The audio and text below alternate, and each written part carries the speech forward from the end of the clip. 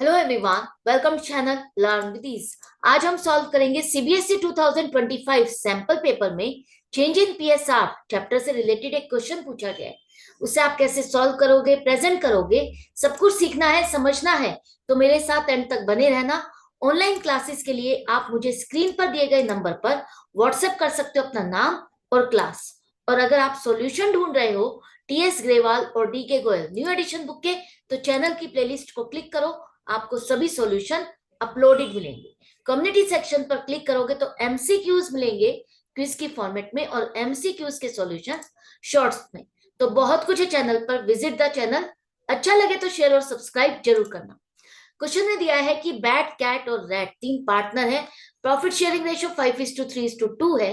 Cat retire हो रही है और इस डेट को इनकी बैलेंस शीट में कुछ बैलेंसेस है। इन्वेस्टमेंट 4 लाख और इन्वेस्टमेंट फ्लक्चुएशन रिजर्व 1 लाख। आपसे पूछा गया है इन तीन डिफरेंट केसेस में जर्नल एंट्रीज क्या होगी। तो सबसे पहला केस जहां पर आपकी इन्वेस्टमेंट की वैल्यू 4,80,000 है, मार्केट वैल्यू हमने जो बुक्स में रिकॉर्ड की हुई है इसकी वैल्यू वो है 4 लाख रुपीज। हमारे पास रिजर्व है 1 लाख। करने से पहले, जर्नल एंट्रीज बनाने से पहले इन्वेस्टमेंट फ्लक्चुएशन रिजर्व बनाने का पर्पस समझना जरूरी है कि कोई भी ऑर्गेनाइजेशन ये रिजर्व बनाती क्यों है। तो जब भी कोई ऑर्गेनाइजेशन इन्वेस्टमेंट खरीदती है और इन्वेस्टमेंट जिसकी market value daily up down होती है, तो उस केस में अगर कंपनी को, ऑर्गेनाइजेशन को उसकी इन्वेस्टमेंट पर लॉस हो रहा है, अगर मार्केट वैल्यू इसकी डाउन चली गई और लॉस हो रहा है, तो उस लॉस को वो एडजस्ट करने के लिए एक आईएफआर बनाती है जिससे वो अपने उस लॉस को एडजस्ट कर सके। क्योंकि अगर इन्वेस्टमेंट की वैल्यू अप जाएगी तो आपके लिए नुकसान नहीं है, आपके लिए एक खुशी की बात है। हम रिजर्व जो बनाते हैं वो नुकसान, खर्चे, इमरजेंसी के लिए बनाते हैं। तो यहां पर जो इन्वेस्टमेंट फ्लक्चुएशन रिजर्व बनाया गया है वो फॉल इन प्राइस के लिए बनाया है, राइज इन प्राइस के लिए नहीं। तो आपको जब भी इन्वेस्टमेंट की वैल्यू डाउन जाएगी, वो खर्चा, वो नुकसान आईएफआर से एडजस्ट करना है। कैसे? जैसे कि पहला केस है जहां पर हमारी इन्वेस्टमेंट की मार्केट वैल्यू अप गई है, डाउन नहीं गई। हमने तो इसको 4 लाख से रिकॉर्ड किया है और आज की डेट में इसकी मार्केट वैल्यू 4,80,000 है। मतलब आज की डेट में अगर हम इसे बेचेंगे तो 80,000 का प्रॉफिट होगा। तो हमें ये जो प्रॉफिट हो रहा है, क्या हमें ये आईएफआर से एडजस्ट करना चाहिए? नहीं। मैंने आपको जैसा बताया कि आईएफआर हम फॉल इन प्राइस, लॉस के लिए बनाते हैं, उस लॉस को एडजस्ट करने के लिए। तो इस प्रॉफिट को आप इससे एडजस्ट नहीं करोगे। तो ये आईएफआर एक नए पार्टनर के रिटायरमेंट के टाइम पर एज इट इज जो बचा हुआ है, इसे हम सभी पार्टनर्स में बांट देंगे। तो इस आईएफआर को 1 लाख रुपीज को तीनों पार्टनर में ओल्ड रेशियो में बांटा जाएगा। तो बैट, कैट और रेड के अकाउंट को आप क्या करोगे? उनके लिए तो एक फायदा है, तो इन तीनों के अकाउंट हम क्या करेंगे? क्रेडिट करेंगे। और आईएफआर जिसे आप डिस्ट्रीब्यूट कर रहे हो, जिसका बैलेंस क्रेडिट होता है, तो ये डेबिट होकर के खत्म हो जाएगा। नई बैलेंस शीट रिटायरमेंट के बाद जो बैट और रेड की आप बनाओगे, वहां पर आप आईएफआर का बैलेंस शो नहीं करोगे। और आपकी जो बैलेंस शीट है, नई बैलेंस शीट, वहां पर इन्वेस्टमेंट की वैल्यू आप 4,80,000 दिखाओगे। फर्स्ट केस यहां पर समझ में आ गया आपको। अब ये तो था आईएफआर आपने बांट दिया। इसके बाद जो आपकी इन्वेस्टमेंट की वैल्यू, एसेट की वैल्यू इंक्रीज हुई 80,000, उसे आप क्या, कहाँ दिखाते हो? जब भी कोई एसेट की वैल्यू इंक्रीज होती है उसे हम रिवैल्यूएशन में दिखाते हैं। तो investment account debit to revaluation account 80,000। अब ये रिवैल्यूएशन का प्रॉफिट, ये भी तो आप पार्टनर्स में ही डिस्ट्रीब्यूट करोगे। तो ओल्ड पार्टनर्स, रिटायरिंग पार्टनर को भी इसमें हिस्सा मिलेगा। 80,000 को ओल्ड रेशियो में बांटोगे तो तीनों पार्टनर के अकाउंट क्रेडिट होंगे। Revaluation account debit to partners capital account, जिसका जितना हिस्सा बना। फर्स्ट केस यहां पर कंप्लीट हो गया। जर्नल एंट्रीज क्या बनेगी, किस तरह से इसको प्रेजेंट करोगे, सब कुछ समझ में आ गया। अब सेकंड केस में क्या हुआ?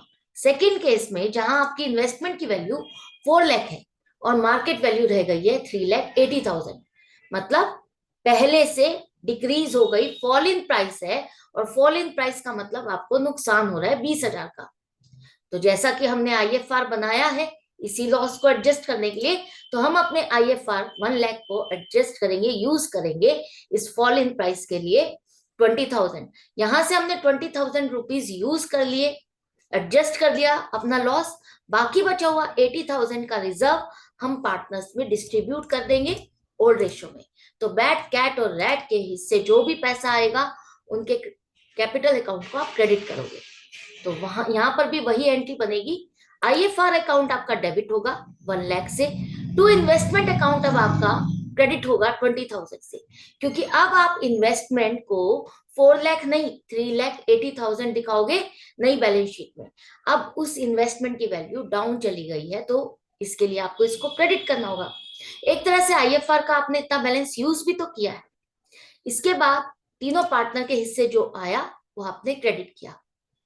ये थी जर्नल एंट्री। सेकंड केस में सिर्फ एक ही एंट्री बनेगी और कुछ नहीं बनेगा। इसके बाद थर्ड केस में जहां पर मार्केट वैल्यू 2,90,000 हो गई, आपने जो बुक्स में दिखाया है 4 लाख और मार्केट वैल्यू 2,90,000, मतलब सीधा सीधा नुकसान 1,10,000 का है। तो हम इस लॉस को पहले तो अपने रिजर्व से एडजस्ट करेंगे। रिजर्व हमारा 1 लाख है और नुकसान 1,10,000। तो रिजर्व से ज्यादा जितना भी नुकसान है वो बैलेंस अमाउंट हमारा रिवैल्यूएशन में ट्रांसफर हो जाएगा, डेबिट हो जाएगा। पहले हमने अपने नुकसान को रिजर्व से एडजस्ट किया जिसके लिए हमने बनाया था, उसके बाद एक्स्ट्रा जो लॉस है उसे हमने रिवैल्यूएशन में डेबिट किया। आईएफआर आपका खत्म हो गया, तो आईएफआर आपका डेबिट हो जाएगा 1 लाख से। जो एक्स्ट्रा लॉस है आपने रिवैल्यूएशन अकाउंट में डेबिट किया। इन्वेस्टमेंट की वैल्यू 2,90,000 रह गई, मतलब अब आपको इन्वेस्टमेंट अकाउंट को क्रेडिट करना पड़ेगा 1,10,000 से। और यहां पर आपने आईएफआर को यूज कर लिया, रिवैल्यूएशन में लॉस डाल दिया, इन्वेस्टमेंट अकाउंट को क्रेडिट कर दिया। इसके बाद आपका जो ये रिवैल्यूएशन का लॉस है इसे आपने पार्टनर्स में डिस्ट्रीब्यूट किया, तो पार्टनर्स के कैपिटल अकाउंट डेबिट होंगे। रिटायरिंग पार्टनर का भी हिस्सा होता है, जो भी आपके पुराने रिजर्व्स है, लॉसेस है, प्रॉफिट्स है, उन सब में रिटायरिंग पार्टनर का भी हिस्सा है। तो आपको ओल्ड रेशियो में ही बांटना है, डिस्ट्रीब्यूट करना है। पार्टनर्स अकाउंट डेबिट होकर के टू रिवैल्यूएशन अकाउंट 10,000 किया। तो ये था थर्ड केस जहां पर जर्नल एंट्रीज किस तरह से बनेगी। आई होप आपको अच्छे से समझ में आ गए। डाउट या कंफ्यूजन नहीं रहनी चाहिए। अगर फिर भी रह जाती है, कुछ समझ नहीं आता, तो आप कमेंट सेक्शन में लिख करके पूछ सकते हो। और अच्छा लग रहा है, हेल्प मिल रही है, रिवीजन अच्छा कर पा रहे हो, कॉन्सेप्ट्स क्लियर हो रहे हैं, तो लाइक का बटन प्रेस करना मत भूलना और अपने उन सभी फ्रेंड्स को शेयर करना जिनकी आप रियल टर्म्स में हेल्प करना चाहते हो। तो मिलते हैं नेक्स्ट वीडियो में। Goodbye and take care.